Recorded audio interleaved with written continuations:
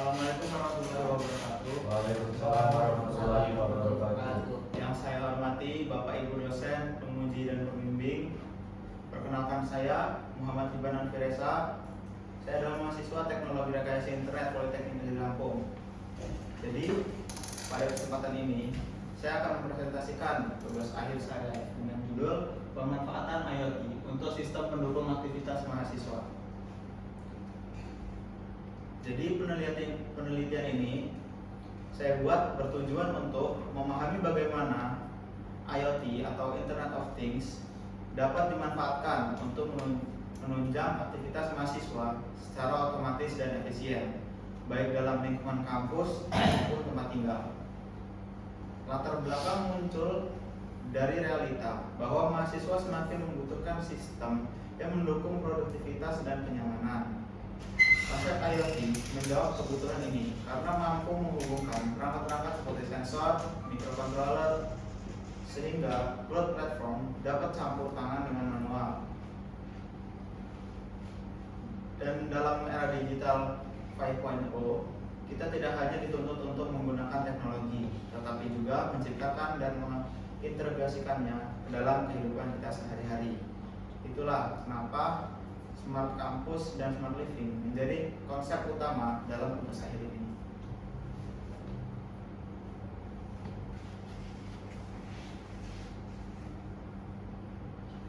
Oke, selanjutnya latar belakang dan permasalahan. Jadi Internet of Things atau IoT itu adalah sistem yang menghubungkan perangkat-perangkat fisik agar dapat saling berkomunikasi melalui internet. Contoh penerapannya adalah absen otomatis, yaitu bisa menggunakan RFID. Kemudian kontrol suhu ruangan hingga pengingat jadwal kuliah otomatis. Jadi di dunia mahasiswa sekarang ini, perangkat ini mendukung gaya hidup digital yang efisien.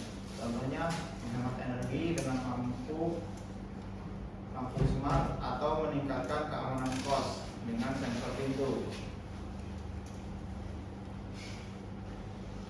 Tapi juga masih ada pernyataan yang perlu dijawab. Apa sih sebenarnya konsep dasar IoT itu? Dan kedua, bagaimana implementasinya dalam konteks mahasiswa? Tiga, sejauh mana sih dampaknya terhadap gaya hidup di era digital 4.0? Dengan menjawab ketiga pertanyaan tersebut, saya harap penelitian ini mampu menjadi referensi sekaligus inspirasi pengembangan teknologi di lingkungan kampus dan mahasiswa.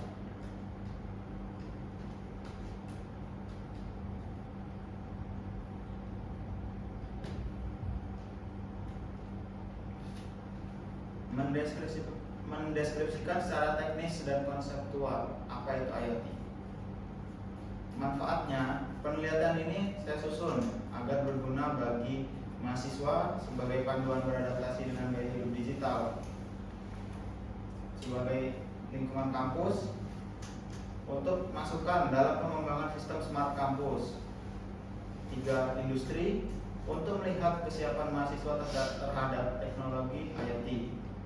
Terhadap dosen dalam penyampaian materi pembelajaran yang lebih aplikatif, dan kepada peneliti sebagai referensi untuk studi lanjut tentang IoT dan gaya hidup digital. Jadi dengan begitu, dampak penelitian ini bisa menyentuh berbagai stakeholder, tidak terbatas pada dunia akademik saja.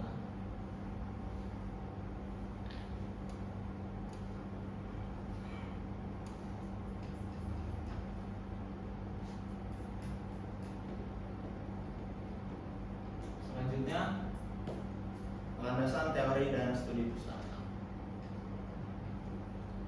Jadi secara teknis, sistem IoT itu terdiri atas 5 komponen, yaitu sensor, microcontroller, koneksi jaringan, terus storage, dan antarmuka pengguna.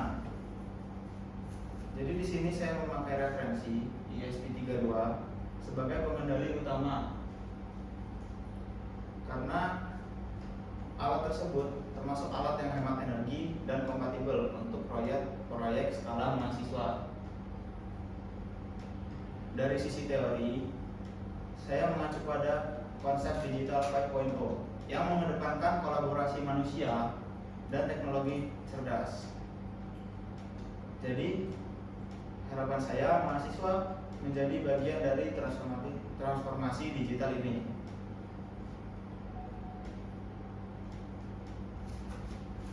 IoT juga terbukti meningkatkan partisipasi mahasiswa lewat project based learning. Untuk RFID dan sensor itu mendukung kerjasama dalam pembelajaran mahasiswa.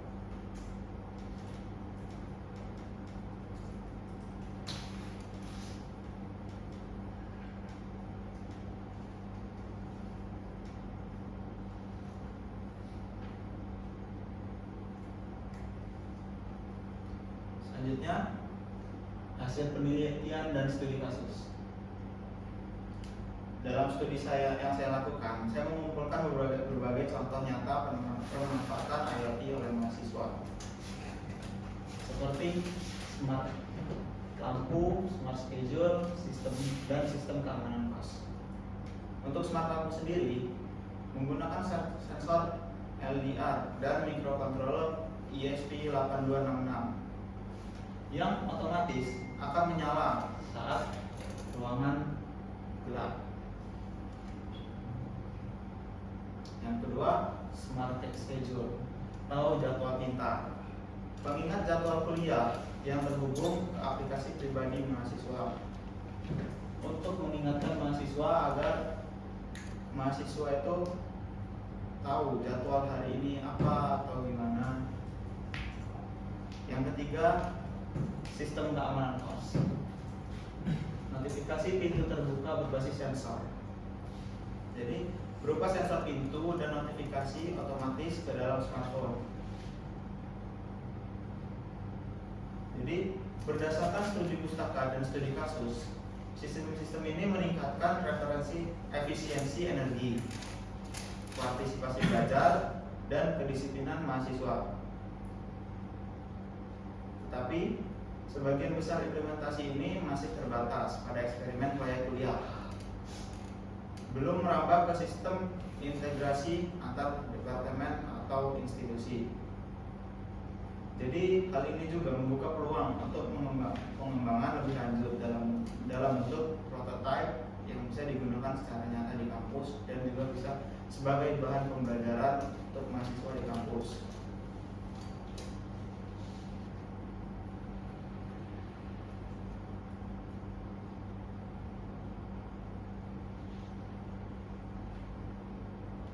Selanjutnya, pembahasan dan tantangan. Jadi IoT ini memiliki dampak positif yang sangat signifikan dan juga memiliki tantangan yang lumayan bisa dibuat perhitungkan.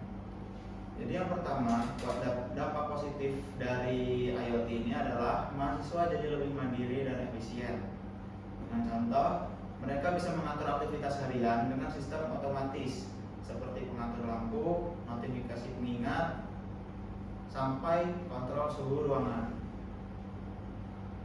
Yang kedua, pendekatan project based learning terbukti menjadi metode efektif untuk memperkenalkan IoT karena hal ini membuat mahasiswa belajar langsung dari praktik-praktik yang sudah disediakan atau sudah digunakan oleh dosen.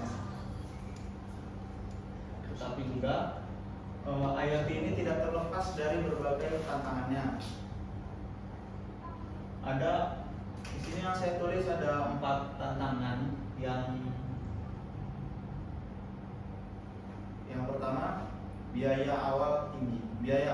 Jadi biaya awal untuk membangun sebuah konsep IoT itu memerlukan biaya yang tinggi untuk perangkat seperti sensor dan microcontroller. Yang kedua, keterbatasan pelatihan.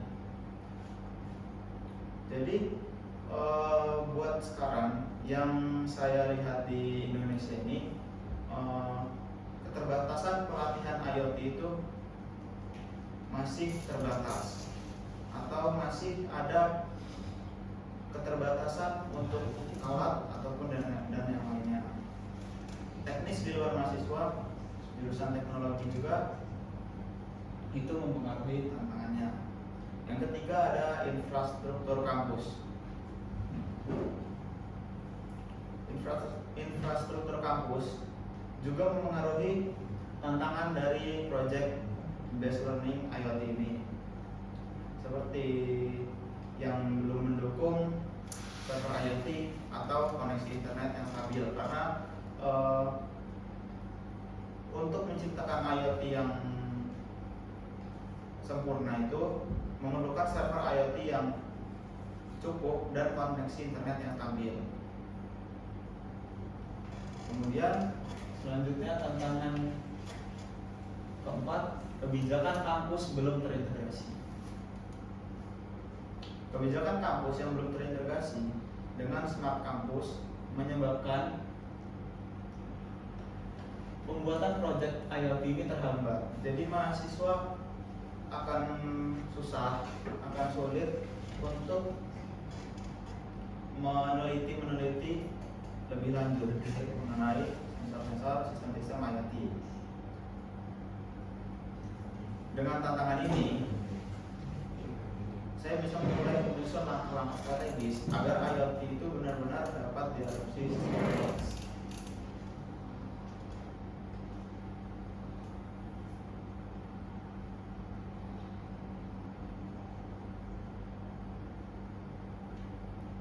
Selanjutnya, kesimpulan dan rekomendasi. IoT telah menjadi bagian penting dalam gaya hidup mahasiswa modern. Mahasiswa bukan hanya pengguna, tetapi juga pencipta solusi berbasis teknologi. Jadi berdasarkan hasil penelitian dan analisis, saya menyimpulkan bahwa IoT itu telah menjadi bagian penting dalam hidup mahasiswa modern seperti sekarang. Mahasiswa ini tidak hanya sebagai pengguna teknologi, tetapi juga berperan sebagai inovator. IoT juga memberi kontribusi besar dalam membentuk ekosistem smart campus dan smart living yang efisien, mandiri, dan digital. Jadi saya memiliki beberapa rekomendasi. Yang pertama, menurut saya kampus itu perlu menyediakan pelatihan rutin dan membentuk komunitas IoT untuk menunjang lebih lanjut dan memperluas pola pikir mahasiswa. Yang kedua, kampus itu perlu alat IoT yang mencukupi, seperti penggandaan alat IoT atau melalui hibah dari kampus tersebut.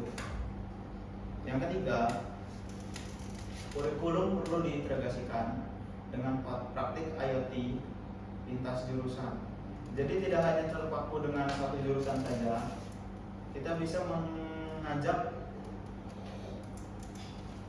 jurusan lain untuk berkolaborasi dengan jurusan sendiri. Yang keempat, kerjasama kampus industri. Jadi kampus industri itu sangat dibutuhkan untuk riset dan pengembangan solusi nyata mahasiswa. Jadi agar mahasiswa itu memiliki pola pikir yang lebih luas dan tahu pengalaman di industri itu bagaimana.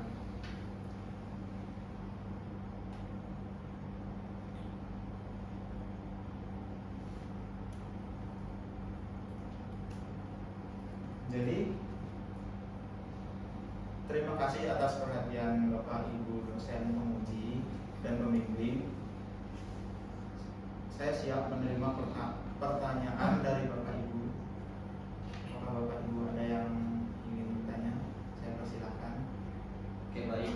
Di sini saya dari pembimbing, sebelah saya pembimbing 2, sebelah saya juga ada pembimbing 1. Untuk pertanyaan boleh bisa dimulai dari pembimbing 1 untuk Pak Beril, silakan jika bertanya para mahasiswanya Baik, saya dari Komisi 1 ingin bertanya, bagaimana sistem IoT yang kamu rancang tetap dapat berjalan jika koneksi internet kampus terputus? Oke.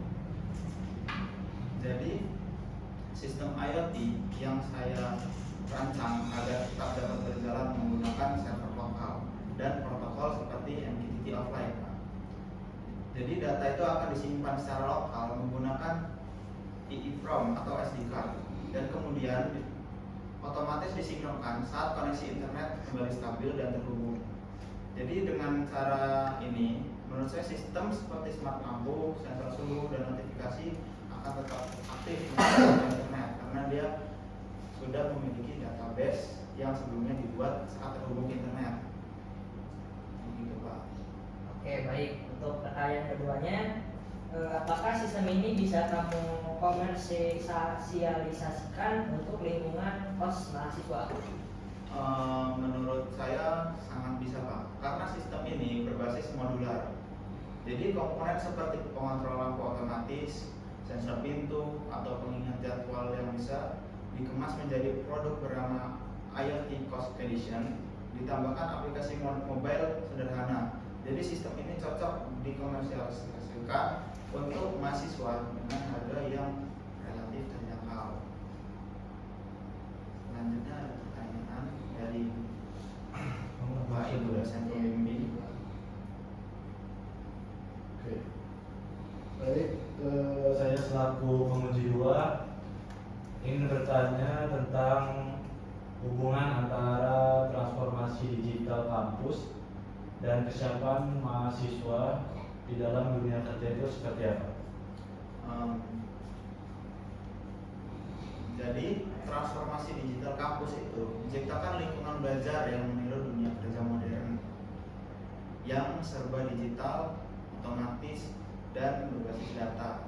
Jadi dengan terbiasa menggunakan IoT di kampus atau di luar kampus, mahasiswa itu jadi lebih siap secara mental dan teknis untuk menghadapi tantangan industri berbasis teknologi 4.0 dan 5.0 agar mahasiswa itu tidak gugup teknologi. Seperti itu, Pak. Mungkin ada tambahan dari Bapak pembimbing. Oke, pertanyaan dari saya ya. Nah, ini pembimbing.